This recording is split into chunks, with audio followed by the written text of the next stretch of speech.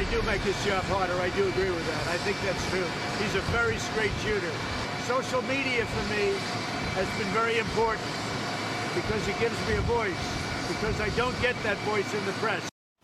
Okay, there's the president addressing claims that Attorney General Barr apparently says that the president's tweets are making it impossible to do his job.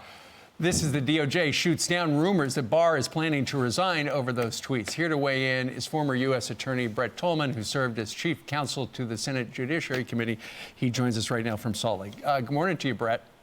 Good morning, Steve. Okay, I'm looking at the Drudge Report right now. It says, Barr warns Trump, I'll walk if you keep tweeting, showdown at justice.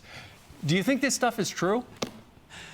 I don't. I know that the Attorney General obviously expressed some frustration, but that's not the way he communicates. He's not going to be, dealing with ultimatums. He wants to do his job. He wants to have as great an ability to do the job in a meaningful way. And that's who, this Attorney General is. But that's also who the president is. I mean, we saw him out on the tarmac. He said, yep, I'm making his job harder, but it's because the press, so all these people right here are against me. It's my only way to get my voice out. Yeah, the Attorney General has been taking action because he thinks it's the decision that is right based on the law and the facts.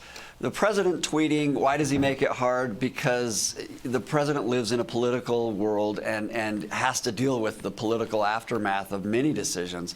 But the Attorney General is a strong, level-headed, calm, individual that wants to plod through every day and make as good a decisions as he can. Sure. And then there's the hypocrisy that some have cited, where there are a bunch of Democrats, members of the Department of Justice and whatnot, investigators, who are calling on the Attorney General to resign over the Roger Stone situation.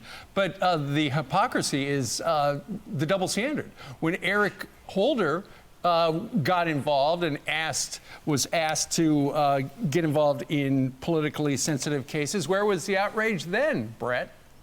Yeah, you notice there weren't letters signed by thousands of conservative, former U.S. attorneys or deputy attorney generals or attorneys general calling for Holder to resign. There is a double standard, and the aggravation really is you now see Congress jumping on that.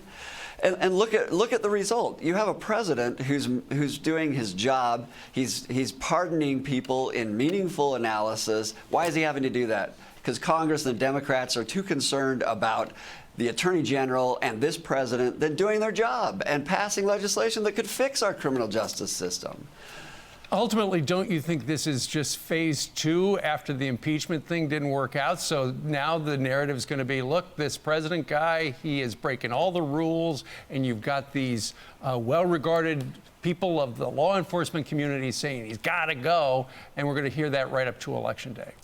Yeah, Steve, I think you create the very fire you claim to be reporting on by putting into the media that there's controversy, or putting into the media that there's a strain between the Attorney General and the president, and you see a lot of that going on.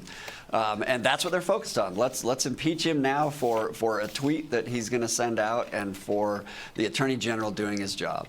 I think that's probably about right. I don't think the president's going to stop tweeting, but that's just the way it works. I don't think so. All right, Brett Tolman joined us today from Salt Lake. Thank you, sir. Thank you.